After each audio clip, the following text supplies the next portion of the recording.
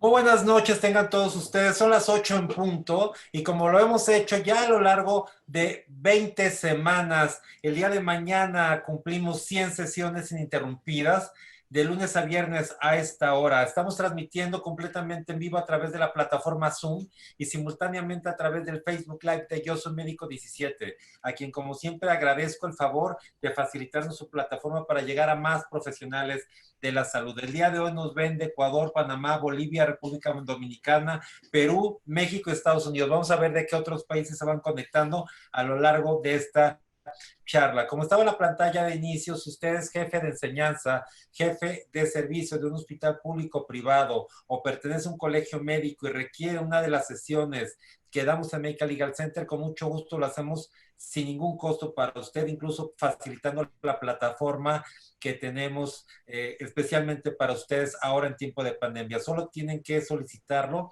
al correo atención.mlc@gmail.com, atención sin acento, .mlc@gmail.com. Todas nuestras pláticas que hemos tenido, incluso esta será grabada y quedará disponible para toda la comunidad médica en el Facebook de Yo Soy Médico 17, en el de Medical Legal Center y también ya en el YouTube de Medical Legal Center. Solamente entran a YouTube, teclean Medical Legal Center y aparecen todas estas conferencias cronológicamente para que ustedes puedan volver a verlas o incluso compartir con más profesionales de la salud. El día de ayer fue miércoles y Susana Hernández, nuestra experta en materia de contención del estrés para profesionales de la salud, ha subido una cápsula especialmente. Les recomiendo que la vean. Está, como siempre, muy interesante y para que puedan contactarla. Ya el día de mañana cerramos esta semana. Tenemos ya el programa de la siguiente mañana, de la siguiente semana. Mañana lo damos a conocer, va a estar bueno. Y en la siguiente será toda la semana de tecnología en salud. Les recuerdo nuestras redes sociales en Medical Legal Center en Facebook, Twitter e Instagram. El día de hoy es una sesión especial además. Yo quiero agradecer especialmente a FESORMEX y también especialmente al Consejo Mexicano de Otorrinolaringología. Es la primer sesión que da puntos, bueno, que tenemos en nuestro webinario, que da puntos para consejo. A raíz de toda esta situación, por supuesto que los consejos han tenido que enfrentar estas duras eh, esquema de cómo seguir con el tema de educación médica continua y lo que hoy hicieron en esta sesión tiene un reconocimiento especial, mi reconocimiento para el Consejo Mexicano de Otorrinolaringología. Es la primera sesión, reitero, que genera puntos y es un tema de innovación. Realmente los felicito. Es el primer contacto que tenemos con este consejo. Esperamos que más consejos lo hagan y lo podamos hacer. Les pido también que inviten a más profesionales de la salud para que cada día seamos más, que lo compartan los programas a través de chat, a través de correo electrónico o sus propias redes sociales, para así cada día seamos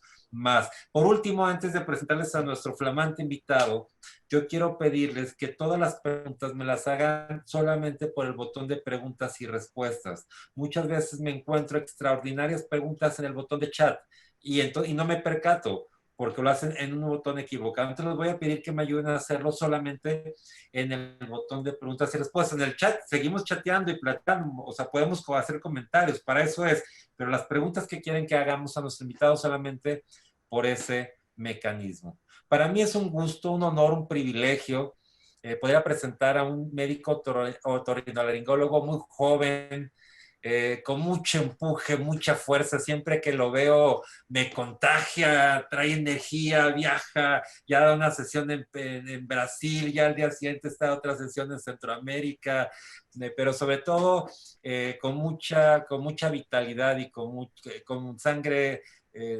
nueva, con ideas nuevas, siempre a la vanguardia. Dice Abraham, tenemos que publicar, la mejor manera de permanecer vigentes es publicando. Hacemos muchas cosas, pero si la gente no lo conoce, pues ahí se queda en el archivero y de nada sirve en el archivero, hay que publicar.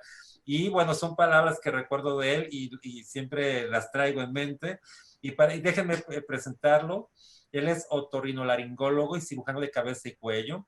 expresidente de la Sociedad Mexicana de Rinología y Cirugía Facial, también expresidente de FESORMEX, que es la Federación Mexicana de Otorrinolaringología y Cirugía de Cabeza y Cuello, presidente de la Sociedad Iberoamericana de Cirugía de Sueño, socio de honor de la Sociedad Española de Otorrinolaringología y de la Fundación de Otorrinolaringología de Arequipa, Perú, autor sobre cirugía y medicina del sueño. Para mí es un gusto presentarles al doctor Rodolfo Lugo Saldaña, que nos hablará del manejo de la vía aérea superior durante y post pandemia. Mi querido amigo doctor Rodolfo Lugo, gracias por aceptar. Muchas gracias, Abraham. Se nota luego que eres mi amigo por la presentación. Muchas gracias, la verdad, sí. Eres muy amable por la invitación. Estoy muy contento de apoyarte en tu gran esfuerzo académico en esta época que nos tocó vivir y que es muy sui generis y que cada quien la está viviendo de manera diferente y que pues obviamente tenemos que sacarla adelante, ¿verdad? No sé si ya se esté viendo la pantalla. Ya se ve perfecto y lo dejo con el mejor público, que son los profesionales de la salud. Nos vemos en la sesión de preguntas y respuestas. Gracias. Muchas gracias, Abraham. Qué amable. Vamos a iniciar esta charla que más que nada es el manejo de la vía aérea durante y después de la pandemia. Ya Abraham ya me hizo el honor de presentarme. Deja nada más ver algo aquí. Ahí está. Es el nombre de nuestra charla. Y esta premisa, algo está pasando que no me deja, a ver. Espérame, ahí está. Esta es la premisa que yo creo que va muy bien con lo que estamos viviendo. Esta la escribió un escritor de ciencia ficción del siglo pasado y de principios del siglo pasado, nació en 1896, y vea lo que está comentando él. Adaptarse o morir ahora como nunca es imperativo e inexorable de la naturaleza. Es lo que estamos viviendo. Tenemos que adaptarnos. Esto va a durar un buen tiempo y es lo que vamos a hablar en esta charla. En diciembre del 2019 apareció una neumonía que todos conocemos, empezó de origen desconocido, se presentó específicamente en una ciudad de China, en la ciudad de Wuhan, en la provincia de Hubei. Eso fue en diciembre del 2019. Algunas noticias salieron ahí en el internet y en algunos periódicos. Después ya fue reconocida como una neumonía en la cual se investigó que era originada de un tipo de coronavirus desconocido hasta ese momento. Pues fue conocido como un tipo de SARS-CoV-2, que actualmente es llamado COVID-19. Esa es la zona de Wuhan, es una ciudad de 11 millones de habitantes, y esa es una imagen del mercado de mariscos en Wuhan, que es un mercado, en inglés dicen wet market, es un mercado en donde hay especies vivas, se transportan especies vivas desde muchísimas provincias de China, y pues por la cultura en aquel país donde todavía hay mucha comida de ese tipo, la interrelación entre la gente, los animales vivos y los alimentos están en ese mercado. Después, cuando se empezó a soltar múltiples cuadros en diferentes países, se encontró que se empezó a salir de control a pesar de algunas restricciones y de algunos esfuerzos que se hicieron en algunos países. El miércoles 11 de marzo del 2020, el doctor Tedros Adhanom, que es el director de la Organización Mundial de la Salud, declaró a esta infección neumónica por COVID-19 como una pandemia. Y en ese momento él dijo, esto no es una sola crisis de salud pública, es una crisis que afectará a todos los sectores, y lo sabemos. Y desde el principio ellos afirmaron que todos los países deberían adoptar un enfoque coordinado entre gobiernos y sociedad, que es lo que estamos viviendo actualmente. Todos los sectores están afectados, lo sabemos. Es solo de salir un poco a la calle y ver cómo nos ha afectado en todos los niveles. Los cuidados son importantes y esto debe continuar. La vida debe continuar y tenemos que seguir trabajando en algunos lugares que no podemos hacer home office, que tenemos que hacer trabajo presencial, pues tenemos que cuidarnos, como aquí están viendo, en todos los niveles: reporteros, pilotos, aeromosas, policías y hasta los migrantes se cuidan en en esta etapa que nos tocó vivir. En el medio médico en el cual nos desenvolvemos, tenemos que ser más cuidadosos y más dependiendo del área en el que te mueves. Estas son imágenes de amigos míos otorrinos de todo el mundo, en el cual me hicieron el favor de compartir, y cómo se están cuidando en diferentes aspectos de su vida diaria, desde la consulta normal hasta las traqueostomías en pacientes COVID positivos. Entonces, si se fijan, tenemos que cuidarnos en todos los aspectos. Esto es lo que se está viviendo en todos lados. Y obviamente, primero tenemos que saber en qué fase de la pandemia estamos viviendo. En la fase en la que estamos viviendo ahorita es la fase aguda. No ha cambiado. Hay un elevado número de pacientes con COVID, son enfermos, hay muchos sospechosos, pacientes asintomáticos, sintomáticos. No hemos salido de la fase aguda de la epidemia, no hemos entrado a la fase de control y obviamente no hemos entrado a la fase de vacunación. Sabemos que hay algunas noticias por ahí, pero bueno, estamos en fase aguda de la epidemia. Y como estamos en fase aguda de la epidemia y más en nuestra ciudad de Monterrey, yo estoy en la ciudad de Monterrey, estamos en semáforo rojo actualmente. Entonces tenemos que tener muchísimo cuidado en lo que estamos nosotros desenvolviéndonos en nuestra profesión, en este caso la medicina.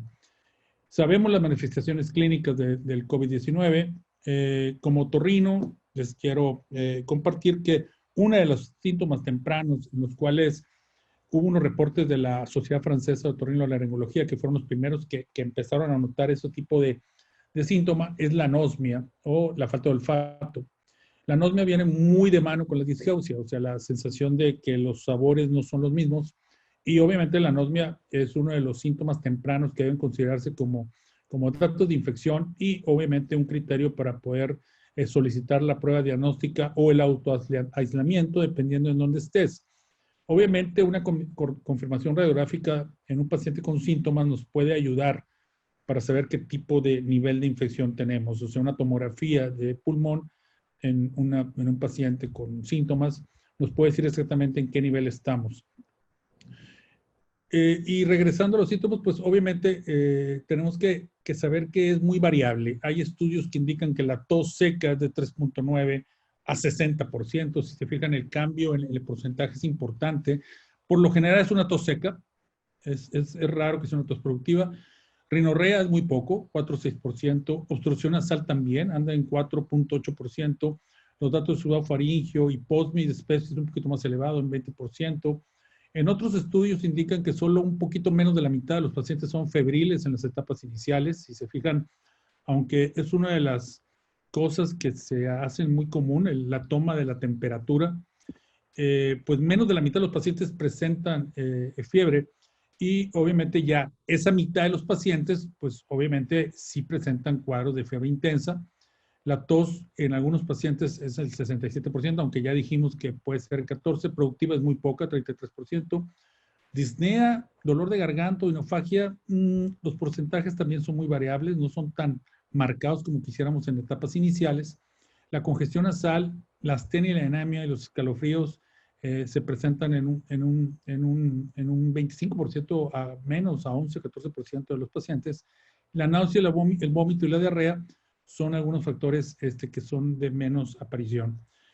Entonces, tenemos que tener una sospecha clínica importante en estos pacientes. Es un cuadro respiratorio que provoca mucha debilidad general, dolor de cabeza, cansancio, en el cual nosotros tenemos que sospechar por alguno de los síntomas que nos puede presentar que el paciente puede llegar a tener un COVID. El modo de transmisión, como todos hemos visto, se varía y dependiendo mucho de la velocidad de la exposición. Todos sabemos que es un virus que se transmite por la saliva. Las secreciones pueden ser también orales fecales, orina y sudor. El virión es estabilizado a bajas temperaturas y la temperatura que le gusta es entre 4 y 22 grados. Eso quiere decir que tenemos que saber exactamente cómo vamos a comportarnos cuando nosotros estamos en un lugar donde puede haber exposición a aerosol. Este es un estudio, fue de los primeros estudios que se presentaron sobre la vida media del COVID. Se hicieron varios estudios en diferentes superficies y se encontró que en aerosol el virus vive entre 1.5 horas a máximo 3 horas. El aerosol, como todos sabemos, vuela durante un rato y después se va estancando y va cayendo.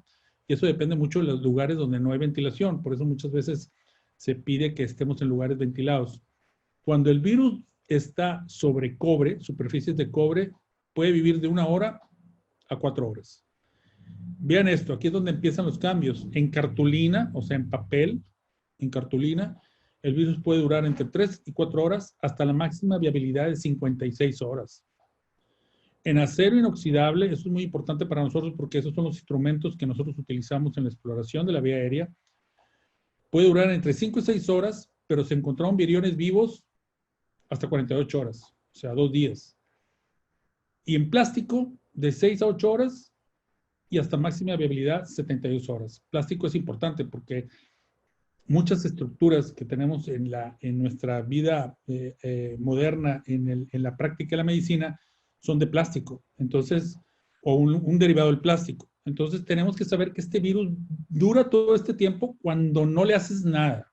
O sea, también hay que, esto es bien importante, si vive en un instrumento de acero inoxidable y tuvimos el contacto con un paciente positivo, ese instrumento de acero inoxidable, si no le hacemos nada, puede durar hasta máximo 2 días en ese instrumento el virus. Pero si no le hacemos nada, si ese instrumento inmediatamente después de usarlo lo metemos en una solución antiséptica, se muere. O sea, es por eso que tenemos que ser muy insistentes en la higiene y en la limpieza y en la esterilización de los instrumentos. Plástico, mascarillas respiratorias, látex, algunas parecidas al látex, Silastic. Tenemos que tener mucho cuidado con ese tipo de materiales, darle su descanso, darle su esterilización, no rotarlos tan rápido. En este caso, algunos instrumentos tenemos que dejarlos más tiempo entre paciente y paciente para que tengamos un mínimo riesgo de infección. Otras recomendaciones que se pueden utilizar, o sea, que se pueden recomendar, es el uso de las mascarillas. Recuerden que la mascarilla se divide en la mascarilla de uso social, aunque está un poco mal dicho social porque en teoría no debes de estar saliendo, pero la mascarilla que puedes utilizar en no contacto clínico con pacientes puede ser cuando salgas a la calle, cuando manejes, cuando estés en algún lugar que tienes que ir a comprar a algún lado.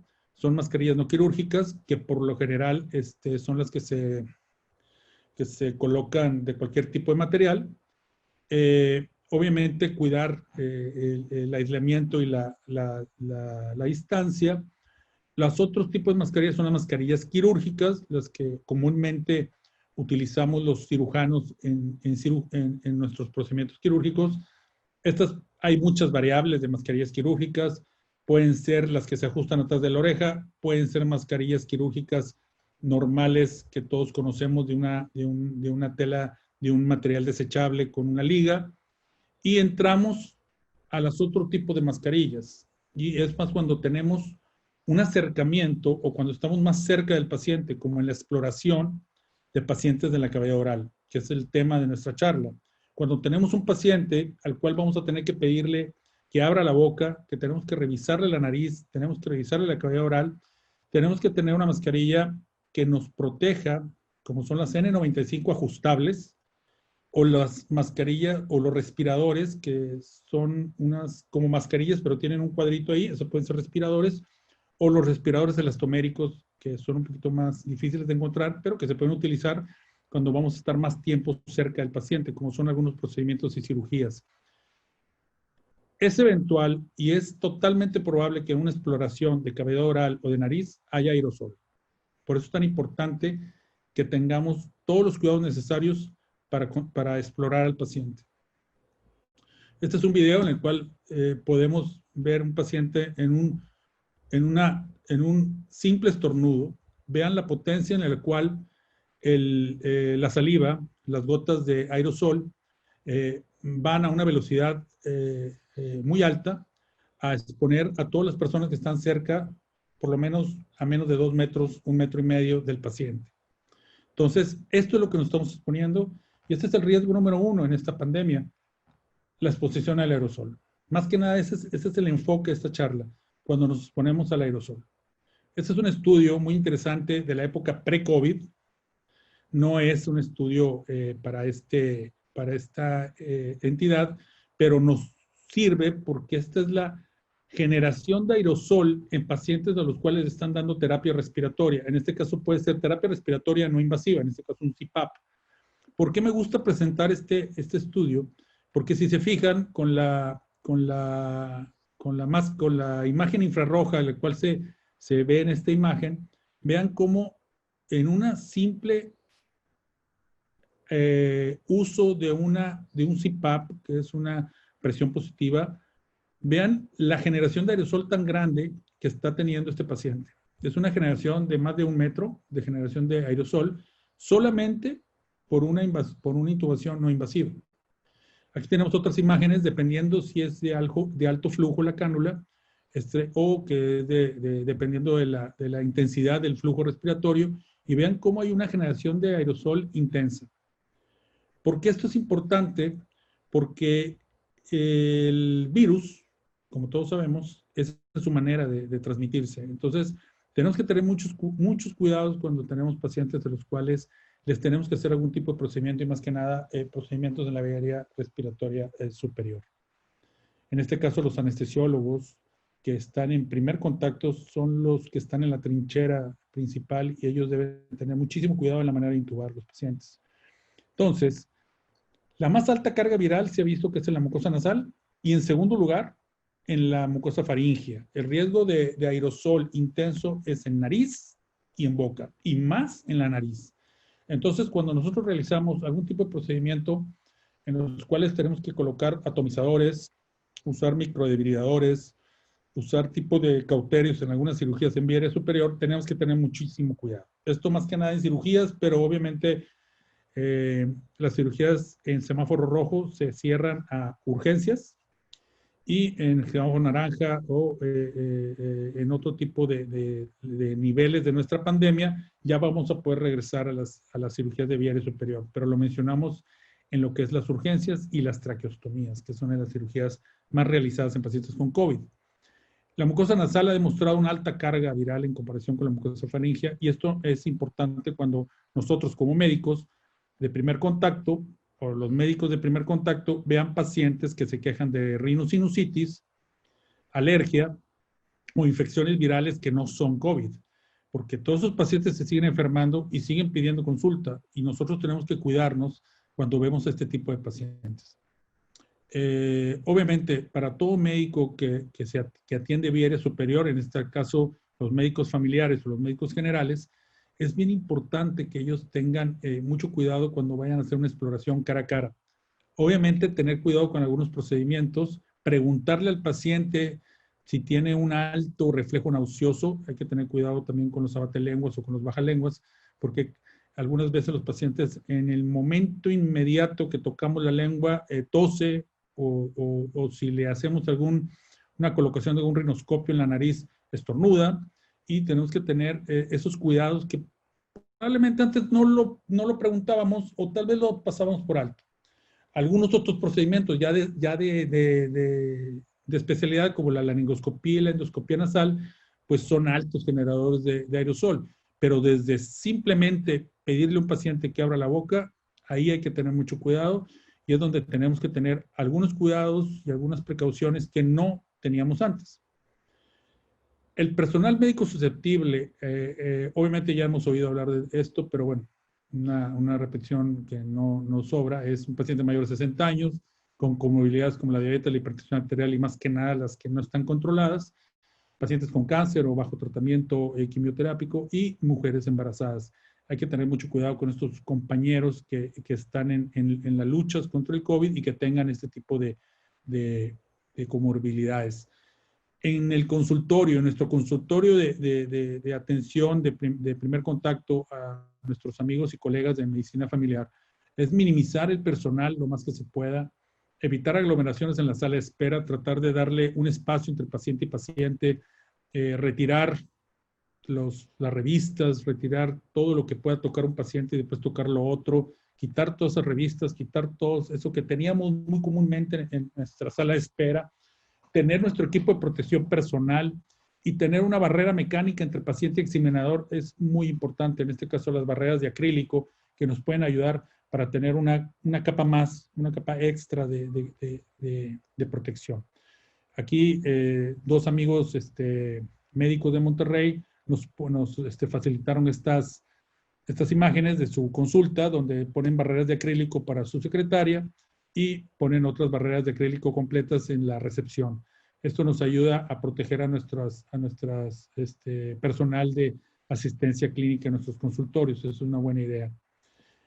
Los cuidados, la consulta, pues hay que tener muchísimos cuidados antes que no teníamos, como lo estoy mencionando. Voy a presentar este pequeño video de un compañero otorrinolaringólogo de Colombia, el doctor Johan Valderrama, que nos menciona lo que está haciendo actualmente para el control y los cuidados en la consulta normal de vía aérea superior.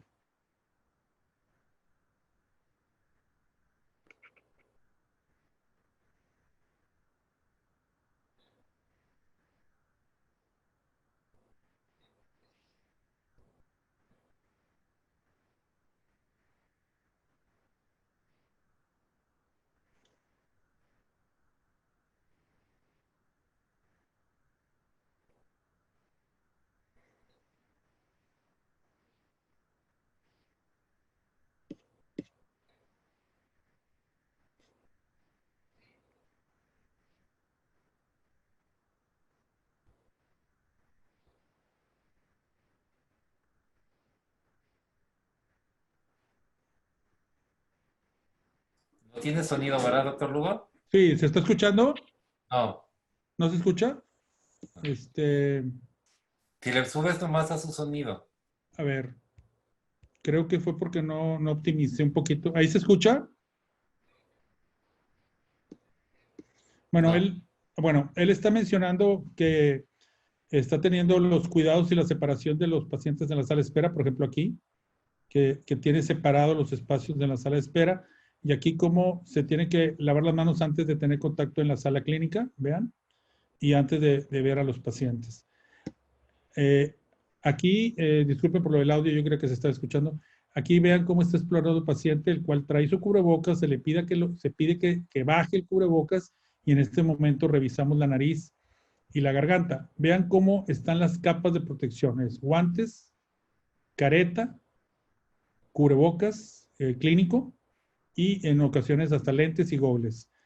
Una de las cosas que se pueden hacer en pacientes en el cual nosotros sospechamos que tienen COVID es lavarnos los guantes al mismo tiempo de quitarlos. Eso es una de las tips que les puedo yo decir para tener un poquito más de cuidado en el retiro de nuestros elementos de protección. Este es un traje Tyvek, bueno, una variación de los trajes Tyvek para ver pacientes positivos a COVID. Acuérdense que hay pacientes sospechosos de COVID y un paciente que es positivo a COVID, que sabemos que tiene COVID. Entonces, el manejo es totalmente diferente. Estas son imágenes de exploraciones de la vía aérea en Italia. Son unos amigos otorrinos de Italia que nos mencionan que ellos, por ser los primeros que abrieron la consulta normal después de que se declaró la semáforo rojo allá, y como todos supimos, tuvieron muchísimos problemas con la epidemia. Al terminar y al tener ya mejor control de la epidemia, regresaron a la consulta normal y ellos se colocan traje de quirófano desechable, guantes, escafandra, protección de 3 capas y para la exploración del paciente normal. En este caso, el mismo tipo de protección cuando hacen exploraciones invasivas como la nasofibroscopía, como están viendo en la imagen del lado derecho. Aquí, en este estudio de este año, obviamente todos los estudios de COVID de este año son rápidos y son para demostrar un poco en poblaciones grandes. Están viendo un poquito de evidencia clínica basado en las recomendaciones para los procedimientos que generan aerosol. En este caso, en cabeza y cuello. Y obviamente encontraron que la endoscopia nasal, el procedimiento invasivo de ver nuestra vía aérea superior con una fibroscopía, con un aparato de fibra óptica, genera bastante aerosol, aunque el paciente no tenga estornudo. Entonces es obligatorio el uso de mascarilla y protección ocular, uso de careta, una recomendación a nivel de evidencia bajo, pero como dice el dicho, pues es mejor que sobre a que falte. El cuidado de la generación de aerosol de los pacientes, lo que nosotros estamos haciendo es tratar de adaptarnos y adecuarnos a lo que estamos viviendo. Esta es una mascarilla de uso desechable que nosotros conocemos, una mascarilla quirúrgica a la cual le hacemos una pequeña perforación para que pase el endoscopio ya sea rígido o flexible y así evitar un poco la generación de aerosoles. Les quiero decir que aunque no elimina la generación de aerosoles de manera ideal, sí baja la cantidad de aerosoles de una manera importante, y más si nosotros le colocamos micropor a los alrededores de la mascarilla.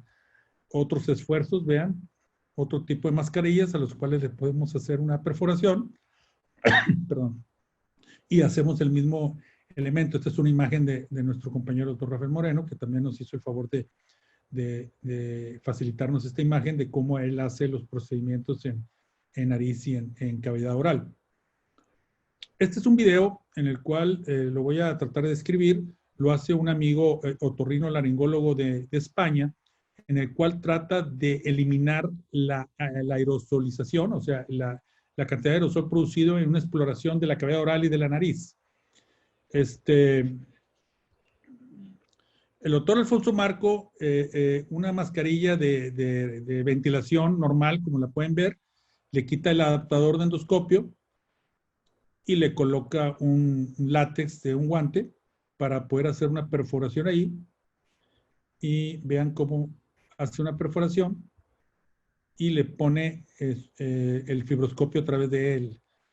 Una de las opciones es que al ponérselo al paciente y al colocarlo en la ventilación, le coloca agua con cloro aquí en el depósito para eliminar con mucho más probabilidades el virus en caso de que caiga en el bote del aspirador y tenga menos evitar contagios en los personal sanitario.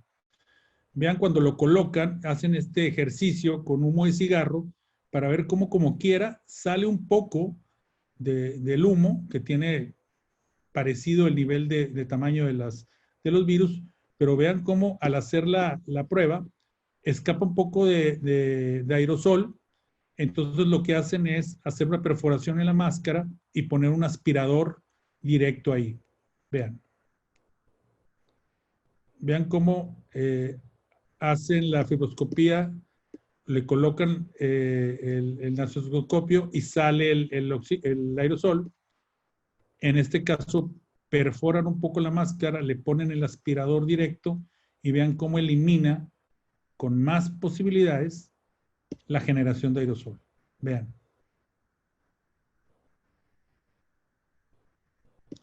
En pocas palabras, estamos tratando de hacer esfuerzos para hacer más segura la exploración de la cavidad oral y de la nariz.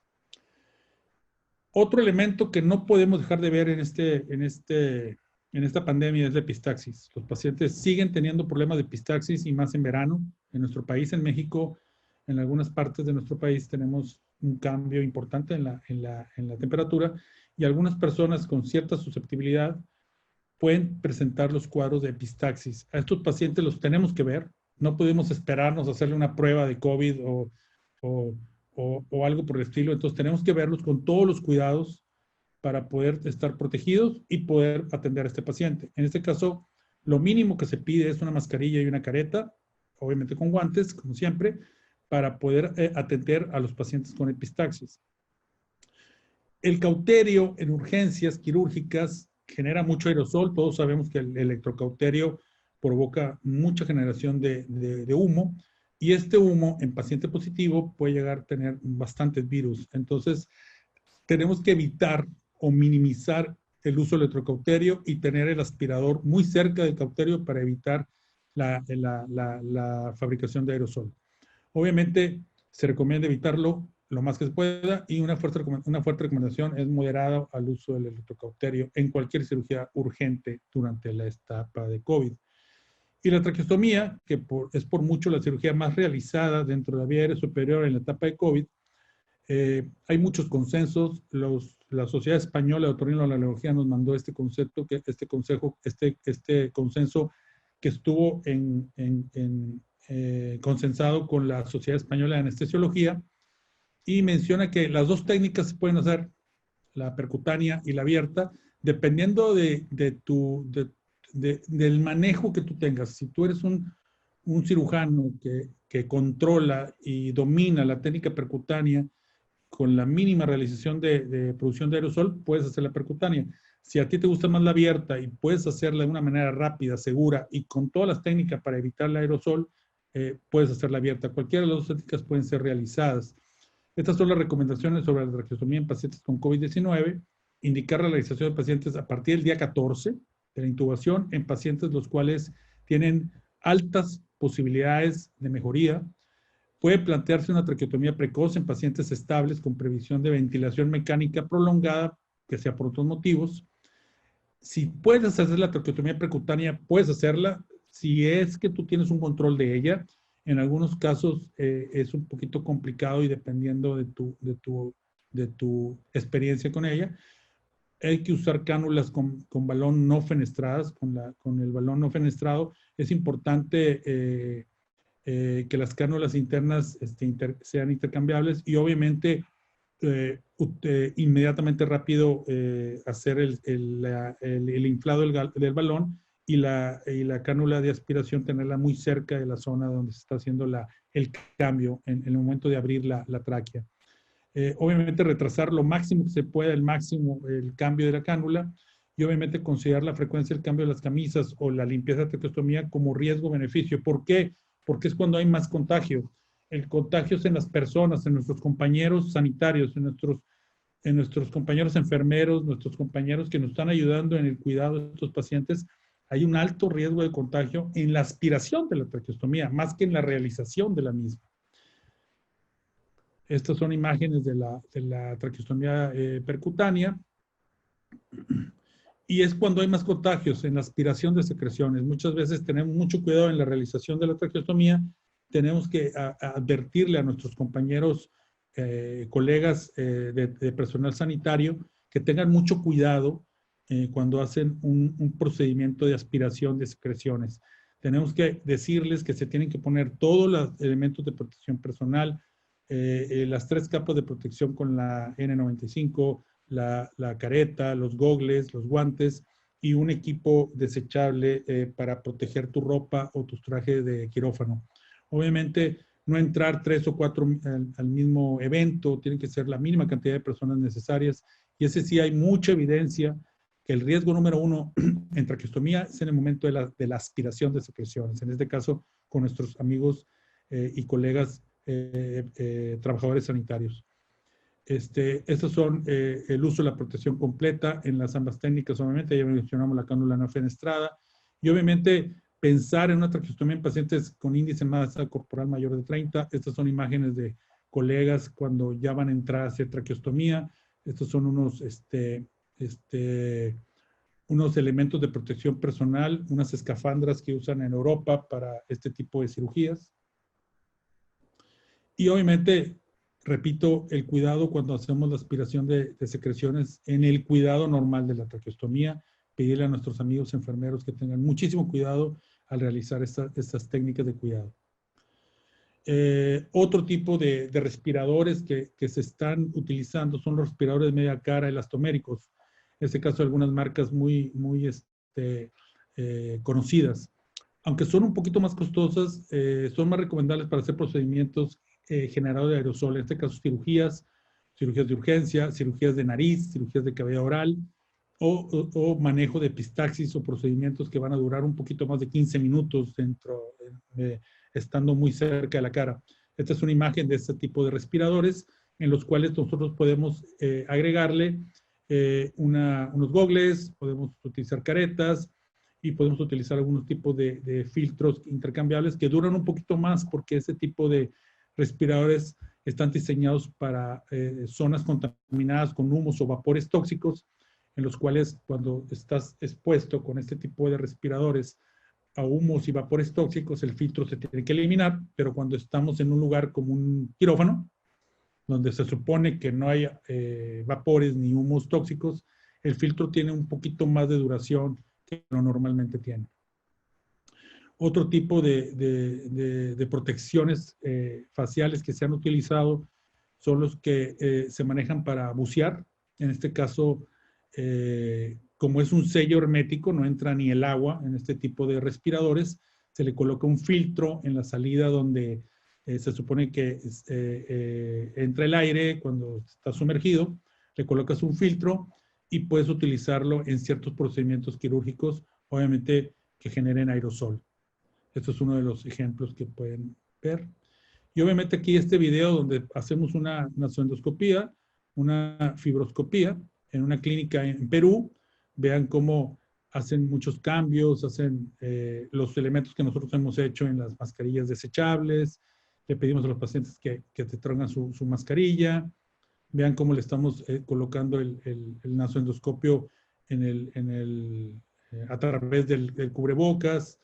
Pedirle al paciente que tenga muchísimo cuidado, que nos avise si se siente mal, si va a estornudar, toser.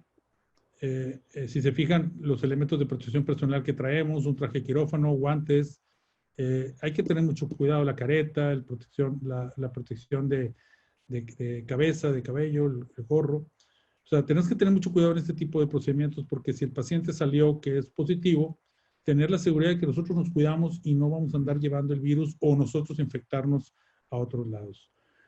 En conclusión, el manejo de la vía superior en esta área, tenemos que considerar al paciente de la consulta normal, el paciente de nuestro consultorio con afección de la vía aérea, por ejemplo, un paciente que va al consultorio porque tiene faringitis o porque tiene un problema de cavidad oral, le duele la garganta, los dentistas que ven pacientes y que les abren la boca al paciente, se debe tratar como COVID positivo a lo menos que se demuestre lo contrario. O sea, nosotros tenemos que estar mentalizados de que ese paciente, nosotros lo tenemos que tratar como si fuera un COVID positivo.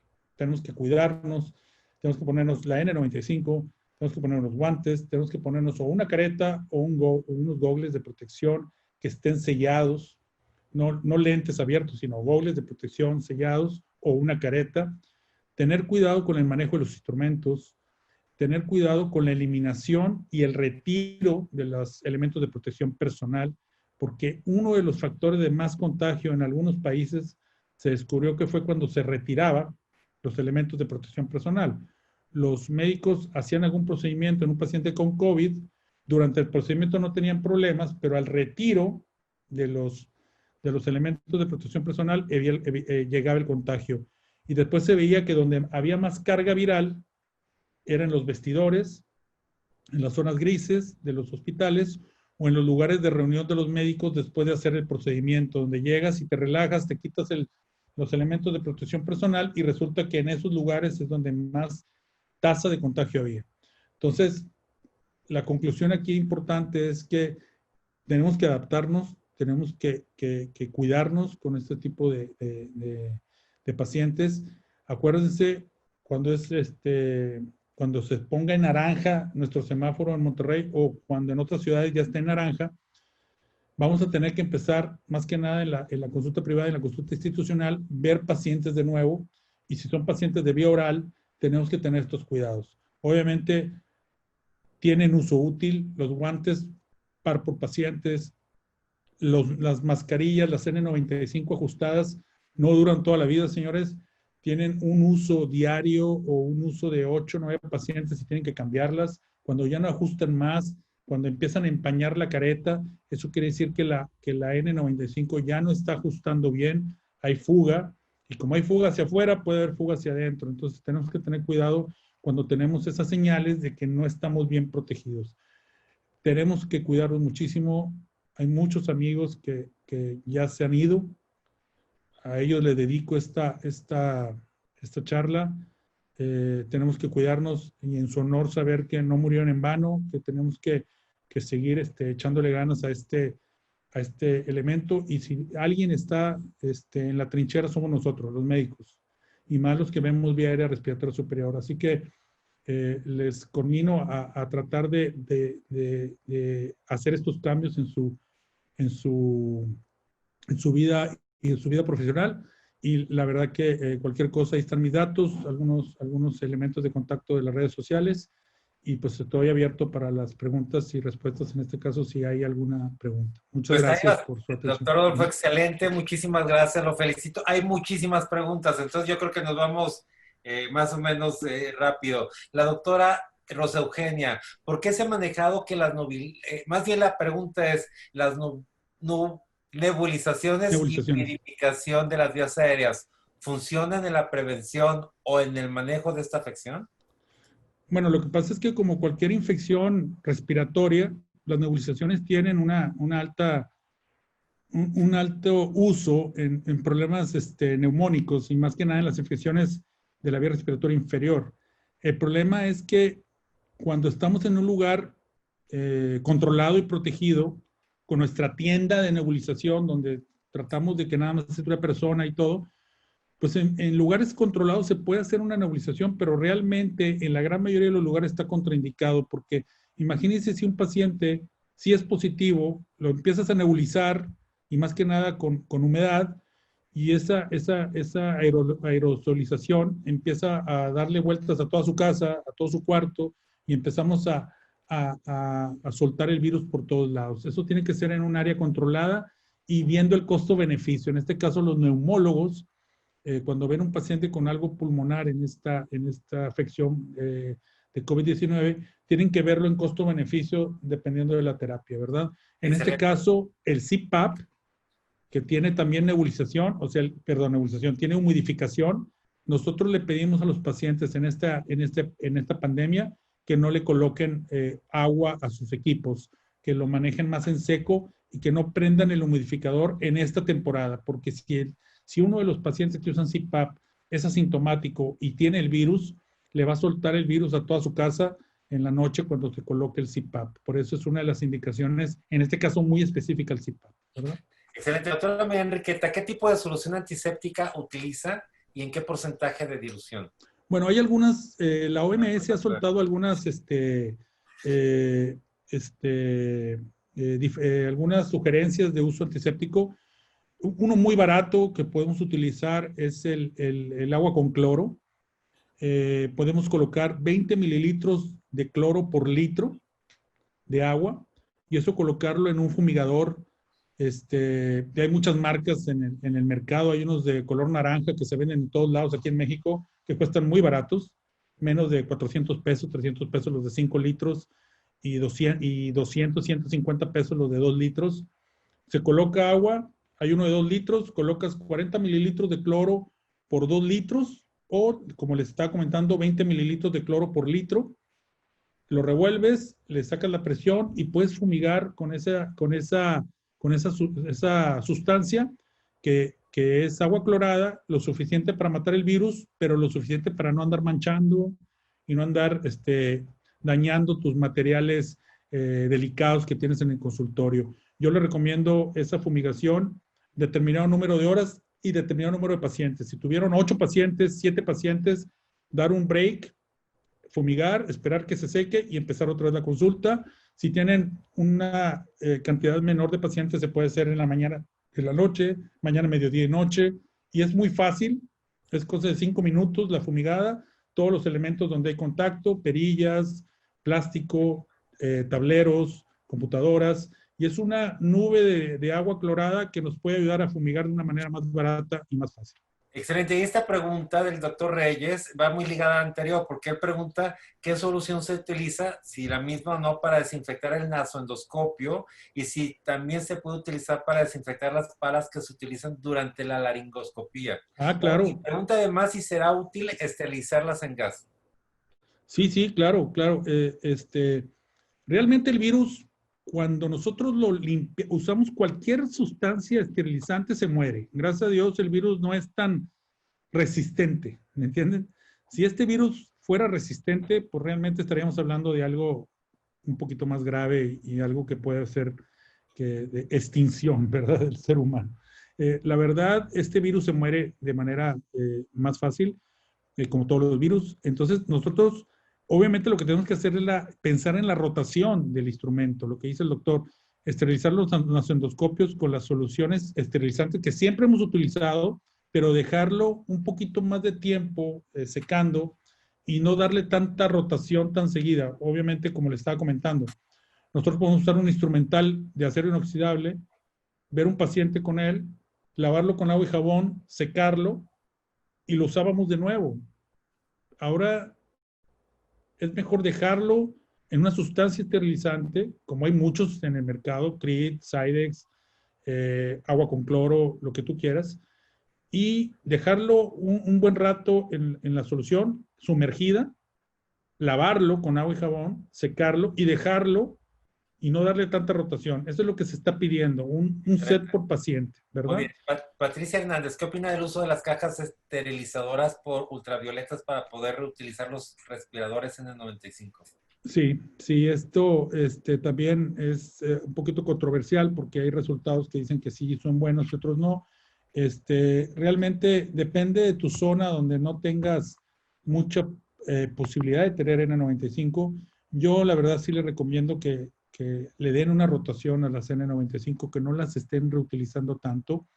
Eh, sí se utiliza la luz ultravioleta, yo la uso para las mascarillas de CPAP, nos va bien, pero la verdad, nosotros limpiamos, hacemos un aseo muy fuerte a las mascarillas de CPAP y después se van al ultravioleta.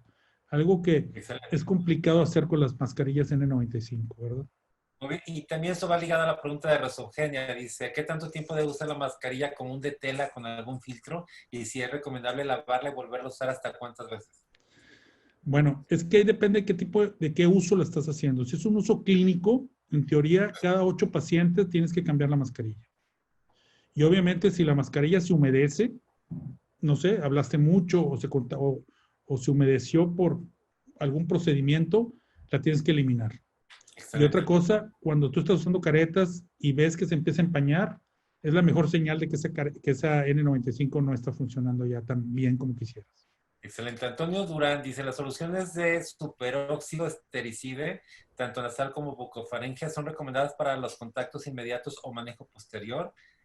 Y que, Sí, y, sí, de hecho, bueno, el estericide es un antiséptico, hay presentación en bucofaringe nasal, sí puede funcionar en el caso directo, de hecho, es una maniobra pues no sé si se diga de rescate, pero si tú estás en contacto con un paciente y tuviste contacto, pues es como lavarte las manos rápidamente, bañarte cuando estás en una cirugía contaminada, hacer las gárgaras, pues te puede evitar, no hay pruebas obviamente clínicas de eso, pero yo creo que es un elemento de cuidado que puedes utilizar. Uh -huh. excelente. Nos vamos a ir rápido, doctor. Sí, Luego, claro, hay muchas no hay preguntas. problema. El doctor Uh -huh. Suárez, en cuanto a la traqueostomía, él se considera que han cambiado las indicaciones para indicarla. ¿Cuándo sería el mejor momento para hacer una traqueostomía?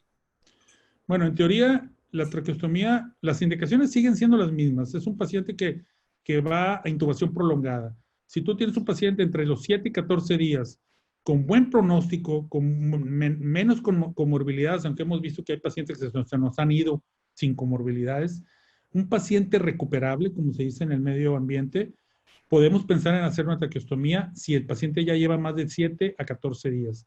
Eso depende mucho del médico que lo esté viendo. 14 días yo creo que es el día ideal para pensar en hacer una traqueostomía a un paciente que sea recuperable, ¿verdad? Sí, el doctor Ulloa y el doctor Márquez coinciden bueno, la pregunta es que estos equipos están muy bien el utilizar la perforación de la mascarilla, etcétera, pero eso por una parte eso incrementa el costo de la atención en el tema privado y por Claro, otra parte en el tema de salud institucional, pues esto lo utilizan en las áreas COVID, no en las áreas normales de especialidad. claro. Entonces, bueno, pues es un tema lamentable que es nuestro sistema de salud que hace. Sí, son cuidados que se tienen que hacer. Yo creo que una mascarilla desechable con micropor, tratando de sellar la cavidad oral y nasal del paciente, puede salir más barato que otro tipo de mascarilla, otro tipo de elemento de protección personal. Por eso nosotros lo que hacemos es, obviamente, hacer las 5 preguntas de rigor del paciente. En los últimos 14 días ha tenido estos síntomas. Ya no se hace lo del viaje porque eso ya pasó, pero también pedir a los pacientes que se pongan la mascarilla, sellarlo con micropor y hacer la endoscopía lo más rápido posible para minimizar un poco el aerosol, ¿verdad?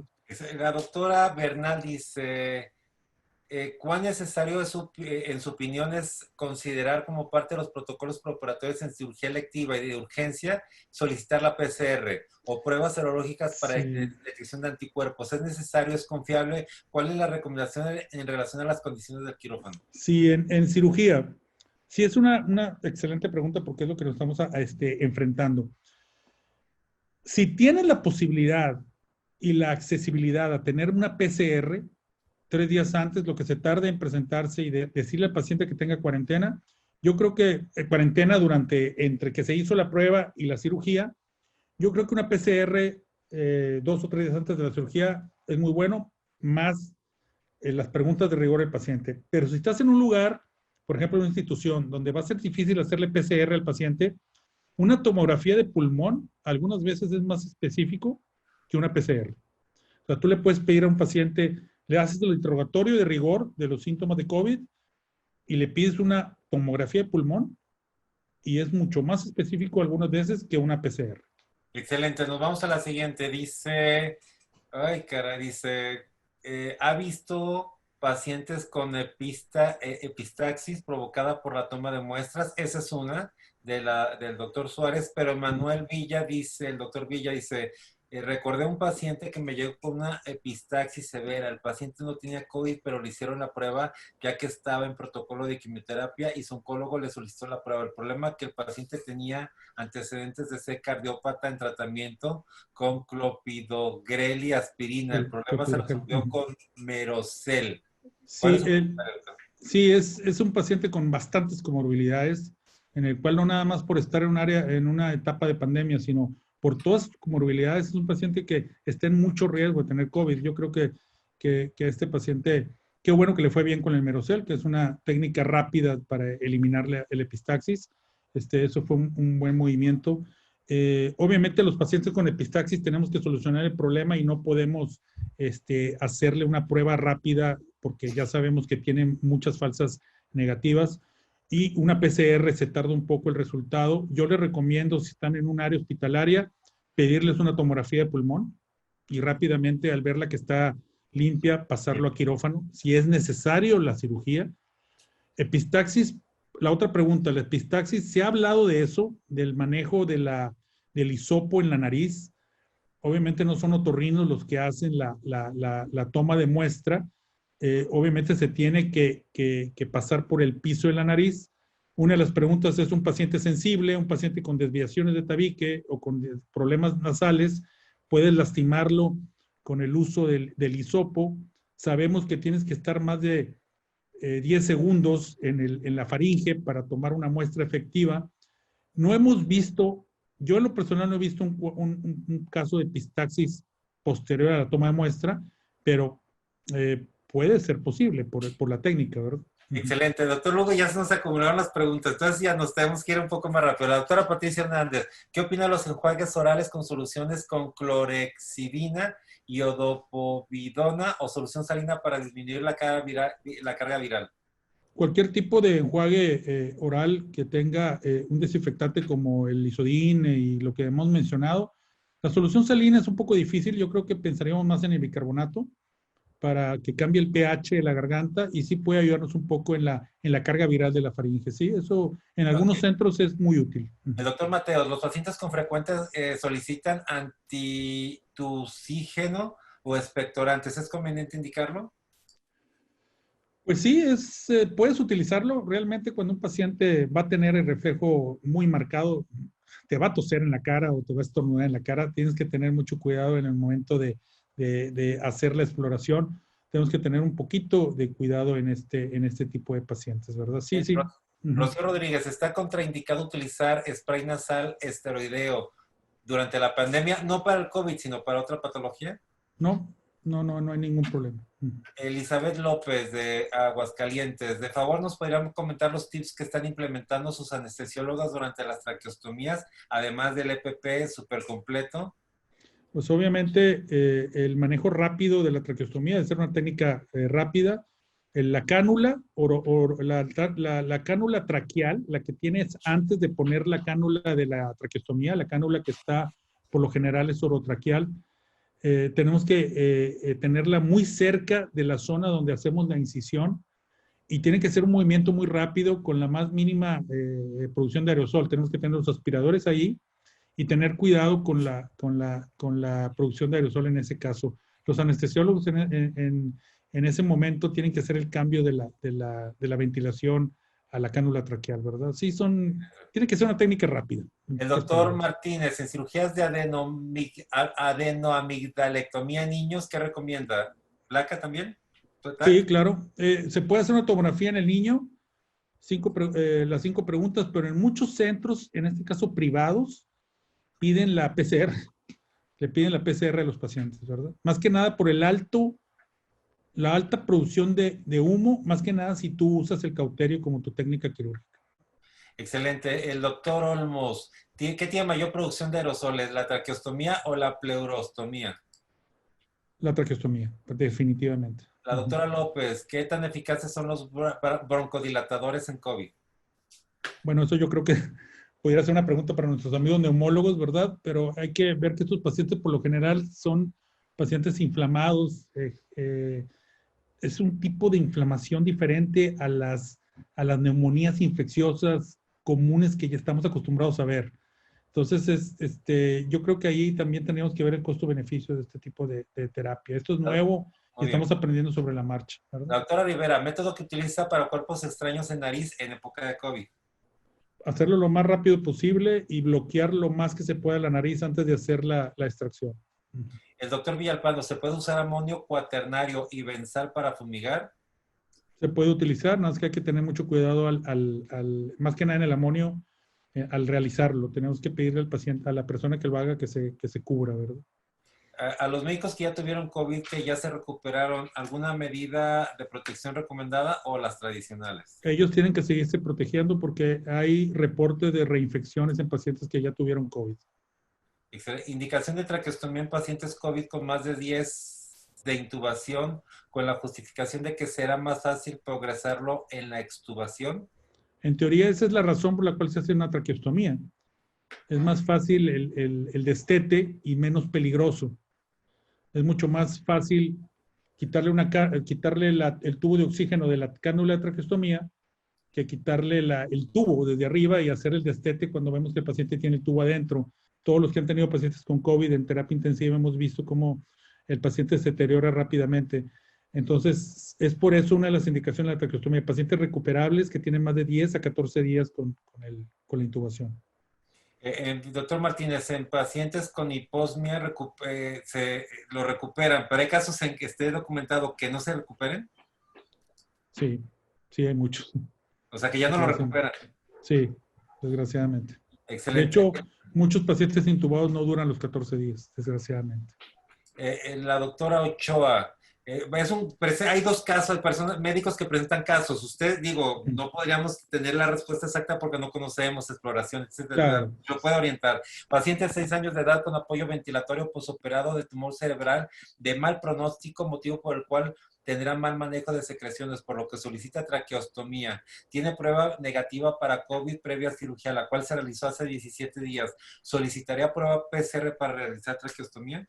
Totalmente, acuérdense, la vida, los días de incubación del virus ya los brincó, ¿verdad? Entonces sí puede llegar a tener una infección. Otro caso, la doctora Hermoso, tos seca de 3 días sin otra sintomatología asociada, tratamiento antiinflamatorio no esteroideo y persistente. El cuadro tusígeno ameritaba pruebas específicas. Depende de otros síntomas. Un cuadro de tos por una infección se tiene que manejar como tu clínica te lo dice, ¿verdad? O sea, si el paciente es un problema bacteriano o un problema de otro tipo viral, yo creo que ustedes tienen que sospechar los cuadros que siempre hemos tenido. La faringitis sigue, la faringitis bacteriana sigue. Yo creo que lo que hay que tener también en cuenta que, acuérdense que cuando exploramos la cavidad oral y no vemos las típicas lesiones hiperémicas con puntos blancos, con flema, y no los vemos, sí puede ser algo viral. Es más común ver esas imágenes rojas, hiperémicas, con flema en problemas bacterianos. Por eso ahí hay que irnos a la clínica y a nuestra experiencia para saber qué tratamiento le vamos a dar, ¿verdad? La doctora Maleiva dice que efectivamente el propio INER estableció un estudio que uno de los momentos de mayor contagio era en el cambio del equipo de Sí, protección al personal. retirar ¿Saben los que elementos. existe algún otro estudio realizado en alguna institución mexicana emanado de esta crisis pandémica en México? Esa es la pregunta uno. Y la segunda, ¿qué opina de Eviter Sol como sanitizante? No tengo conocimiento de eso. Y no sé si en México se esté haciendo un estudio de investigación cuando se contagian más los médicos, ¿verdad? Desgraciadamente, por los altos días, son 14 días de incubación. Esos 14 días de incubación del virus se nos hace complicado saber exactamente cuánto fue el contagio, ¿verdad? A diferencia de otros virus como la influenza, que por lo general sabemos cuándo nos contagiamos, en el virus del COVID es complicado el detectar cuándo nos contagiamos. Por eso es tan complicado este virus, ¿verdad? José Hernández, ¿qué opina del uso de microdacin para desinfectar instrumentos de consultorio? Perfecto, yo lo utilizo también mucho. Rocío Rodríguez, el uso de gilocaína y afrin tópico nasal para toma de muestras muconasal para PCR COVID altera el resultado. Hemos platicado eso en el Colegio de Otorrinos de aquí de Monterrey. Lo que nos dijeron algunos técnicos y algunas personas que están metidas ahí, que sí puede haber un efecto en la recolección de la muestra. Nos piden que no nos coloquemos nada en la nariz. Sí hemos dicho, bueno, nos podemos poner un spray de lidocaína en las fosas nasales y ellos con el hisopo nos pueden ahí rascar durante 20 minutos si quieres. Pero el colocarte lidocaína o algún gel en la nariz puede provocar una cierta alteración en la toma de la muestra. Ya no lo han dicho. Aunque es una buena Excelente. idea, ¿verdad? El doctor Guzmán, bueno, hace un comentario y dice que pone a consideración el uso de mascarillas especiales para endoscopía gastrointestinal en endoscopías de otorrinolaringología, que se llevan muy bien, son muy útiles, etcétera. Bueno, es una recomendación. Sí, vamos a revisarlas, claro. Angélica González, ¿cómo guarda para reutilizar la N95? ¿Cómo guardarla? Yo, la verdad, no guardarles en un lugar seco, cerrado, y yo, la verdad, yo las cambio cada 8 pacientes. Gracias a Dios, al principio sí hubo un poquito de faltante de N95. En lo privado ya hay N95 más fácil de conseguir, pero yo les recomiendo cambiarlas cada 8 pacientes, y más si son seguidos los pacientes, ¿verdad? Excelente. ¿Qué solución se puede sanitizar una habitación de un paciente de COVID positivo y la ropa que se encontrará dentro de la habitación? La que les comenté, la solución clorada, es la más barata y la más accesible del mercado, agua con cloro, ¿Cómo pueden limpiarse 11%. las máscaras de cara completa cuidando los filtros? Sí, se tienen que lavar, es plástico, acuérdense. Hay venden unas toallas de mano cloradas, de una marca muy común aquí en México. Pueden utilizarlas con una toallita con agua clorada o con agua con alcohol y pueden esterilizar el plástico con eso. Hace 15 días realicé la intubación orotraqueal mediante la laringoscopía directa en paciente con vía aérea difícil. Para corroborar la colocación Sí. correcta del tubo, ventilé al paciente con el balón y es impresionante la fibrosis aguda producida. No era posible observar la expansión de los De los emitores pulmones. aún con neumotaponamiento. Sí, es impresionante. Sí, es La muy doctora peligroso. El manejo de los anestesiólogos, por mucho, es el que más riesgo tiene. Doctora Monroy, disgustia de 4 meses de evolución post-COVID. ¿Alguna recomendación? ¿Cómo voy a crear? Sí, algunos reportes han dicho que el olfato se tarda en recuperarse y obviamente su relación con la disgeusia, pero está reportado que aunque se tarde, se va a recuperar porque no es una pérdida neural, es un proceso en la transmisión del nervio, pero el nervio no se pierde, entonces hay que esperar un poco que se recupere eso, ¿verdad? Doctor Villegas, ¿puedes poner oximetazolina, fenilefrina previo a la toma de muestra nasal para COVID? Exactamente igual que la lidocaína, puede afectar un poco en la toma de la muestra, es lo que nos comentaron las personas del laboratorio. Excelente. Doctor, nos vamos con la última, que es el doctor Lagarde dice, usted comentó de la posibilidad de hacer más aerosoles al realizar una traqueostomía COVID. ¿Cuál es el Sí, momento en que más aerosol hay. Ajá, ¿en qué momento? En el momento de la colocación de la cánula. En el cambio, cuando sacamos el tubo orotraqueal y metemos la cánula traqueal. Es en el momento donde hay más producción de aerosol. Por lo general los pacientes hacen un esfuerzo, tosen, y más cuando están no sedados o están semisedados, sueltan mucho aerosol. Por eso es importante estar nada más las personas necesarias durante la traqueostomía.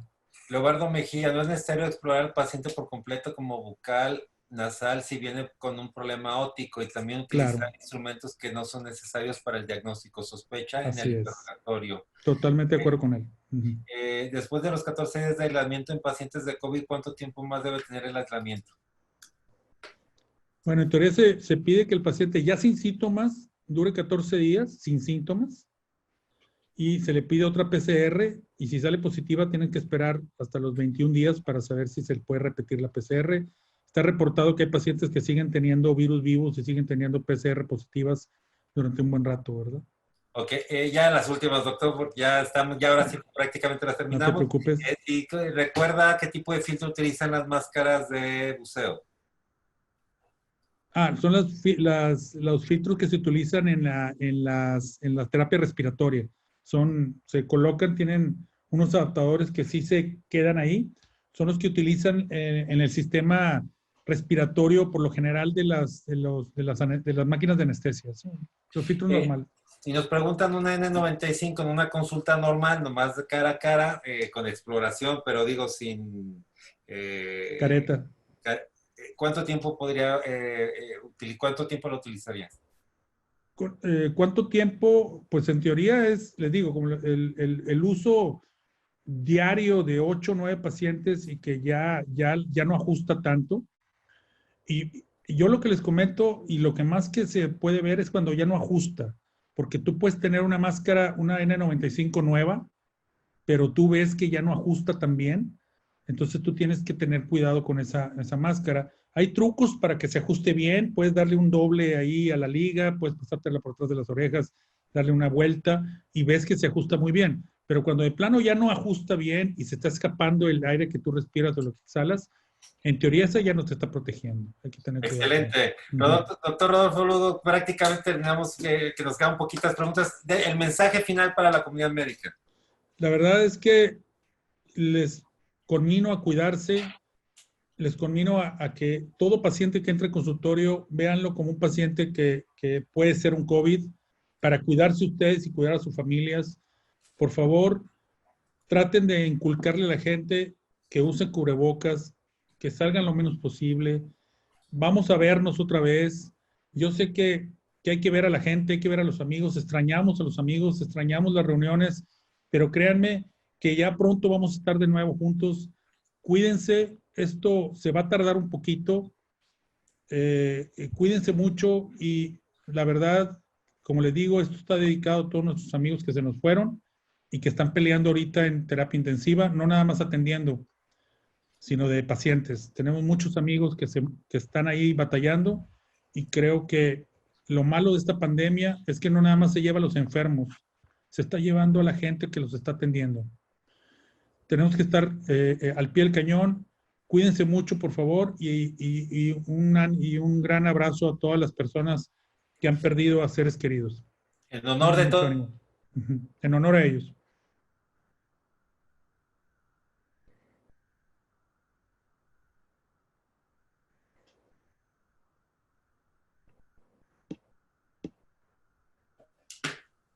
Muchas gracias. Se fue un poco el audio. Sí, ya estamos en honor, pues efectivamente en honor de todos ellos hacemos esta actividad y yo agradezco la disposición, el tiempo, el esfuerzo que hace cada uno de nuestros invitados. Hoy el doctor Rodolfo Lugo Saldaña. Muchísimas gracias. Yo quiero recordarles, el día de mañana cerramos con nuestra última sesión de esta semana. Les recuerdo que esta práctica está grabada y pueden volverla a ver en Facebook de Medical Legal Center, en el de Yo Soy Medical 17 y en YouTube de Medical Legal Center. Pueden verla, compartirla y difundirla con mucho gusto para llegar a más profesionales de la salud.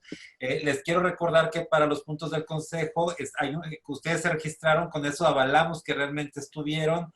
toda la sesión, solamente habría que solicitarlo nuevamente a atención.mlc@gmail.com, atención sin acento.mlc@gmail.com, y tenemos que enviar un reporte bien documentado al Consejo para estos puntos de esta sesión. Muchísimas gracias, nos vemos como siempre mañana a las 8 de la noche, doctor Rodolfo, hasta mañana a las 8. Gracias a todos, cuídense por favor. Gracias por todo. Abraham. Gracias, igualmente, gracias, bye.